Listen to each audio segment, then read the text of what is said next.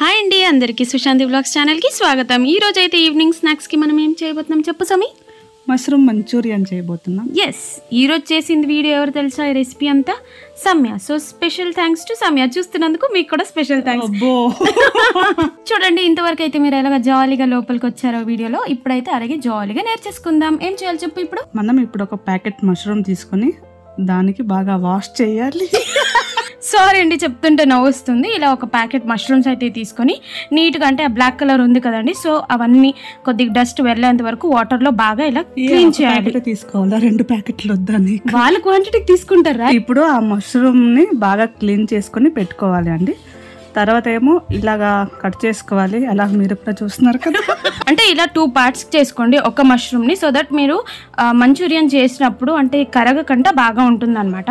So ఇప్పుడైతే మనం mix అంటే స్టఫ్ ఎలా ప్రిపేర్ చేసి చూసేద్దాము. మనం ఫస్ట్ బౌల్లో ఏమో 2 స్పూన్స్ మైదా తీసుకోవాలి. నెక్స్ట్ ఏమో అది ఏంటిది, ఇది ఇలా కార్న్ ఫ్లోర్ యాడ్ చేసిన తర్వాత 2 టేబుల్ స్పూన్ ఆఫ్ మైదా, అల్లం వెల్లుల్లి పేస్ట్ ఒక 1/2 టేబుల్ స్పూన్, కబాబ్ పౌడర్ నచ్చదు అంటే కూడా స్కిప్ చేయొచ్చు, అలాగే కొద్దిగా పసుపు, కారం, అలాగే గరం మసాలా, ఇంట్లోనే చేసిన గరం మసాలా, ఇంట్లోనే చేసిన కారం పొడి, ఇంట్లోనే చేసిన పసుపు అయితే వేసుకుంటున్నా.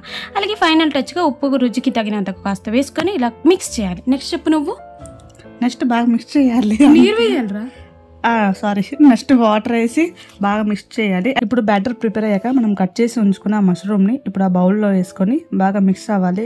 ఎలా మిక్స్ అవ్వాలంటే మష్రూమ్ని బాగా అంటినట్టు మిక్స్ చేసుకోవాలండి, ఎందుకంటే అది లోన్నకి వెళ్తేనే మనకి ఆ టేస్ట్ అనేది తెలుస్తుంది తిన్నప్పుడు. సో సౌమ్య చెప్పిన ప్రొసీజర్ మొత్తం అర్థమైంది అనుకుంటా. సో ఇలాంటప్పుడు ఒక 10 నిమిషాలు మూత పెట్టి రెస్ట్ చేయడానికి వదిలేద్దాము. సో ఈలోపు ఏం చేద్దామంటే ఆయిల్ ని కొద్దిగా వేడవడానికి వదిలేయాలి. మేము ఇంతకు ముందు ఒక రెసిపీ చేసాం కాబట్టి ఆయిల్ అనేది ఆల్రెడీ హీట్ అయ్యింది. సో 10 నిమిషాల తర్వాత ఇలా మష్రూమ్స్ అన్నిటిని ఇలా డీప్ ఫ్రై చేసుకుంటున్నాం అనమాట. చూడండి, ఇక్కడైతే మేము ఎటువంటి ఫుడ్ కలర్స్ అయితే యాడ్ చేయలేదు, న్యాచురల్ గానే యాడ్ చేసాము, ఇలా కబాబ్ పౌడర్ యూస్ చేసి అనమాట.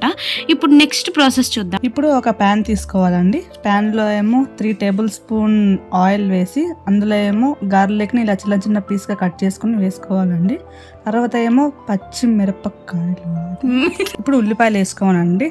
చూడండి నా మెహందీ ఎలాగుంది అంటే, సారీ అండి, ఇది 3 డేస్ ముందు వేసింది, మీకు ఇప్పుడు చూపిస్తున్నాను.